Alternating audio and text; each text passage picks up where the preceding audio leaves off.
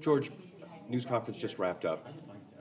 We were talking about the suspensions, and we were talking about rights, the rights of the students. First, how many suspensions? But as asked during the press conference, I don't want to share numbers because we're a small community, and I don't want people to start pointing fingers and trying to, by process of elimination, figure out who's implicated. So I just don't feel comfortable answering that question. But you safely say that it was plural. When I use the word suspension, I put an S on it. More than one. More male than female? More female than male? Once again, I think that gets down to, starting to try to point fingers. I just don't want to create an environment where we're doing that at this point. How do you push forward after something like this, especially after one, technology does this, okay, people stop using it. Now they go to a new technology. How do you push forward? That's a great question. We just handed a wonderful document that's going to be useful for parents at this moment in time. And I think one of the reporters asked the question, do you see new things coming up? And what do you think? I mean, the answer is yes. The battle with technology for school districts with their own technology, much less for school districts dealing with kids coming with their personal technology, is it continues to move, it continues to move, it continues to move, and you always got to try to, keep up with the game.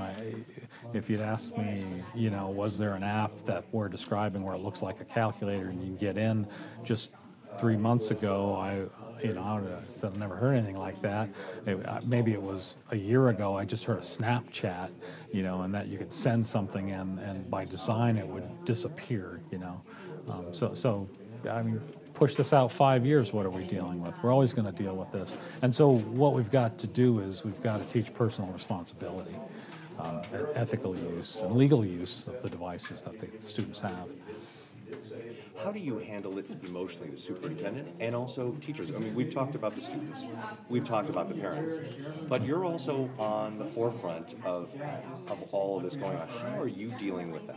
Well, teachers by nature take responsibility for what happens with kids, and I guarantee you throughout our system, I think unwarrantedly, people are Monday morning quarterbacking. What could I have done differently? How could I have done things in a way to not allow this to happen? And what I want to tell you is we have as caring a staff as you could ever hope to have work with your kids, and our folks follow procedures when they're aware of things like this.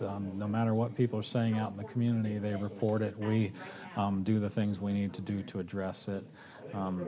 Complete blindside that something to this scope could happen, and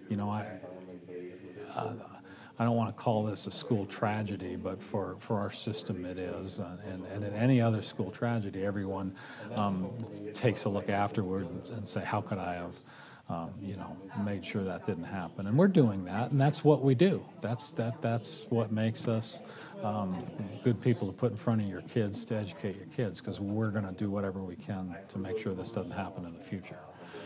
Is there anything else you'd like to add, sir? Once again, remind you that please don't paint Canon City High School or the community of Canon City with this incident.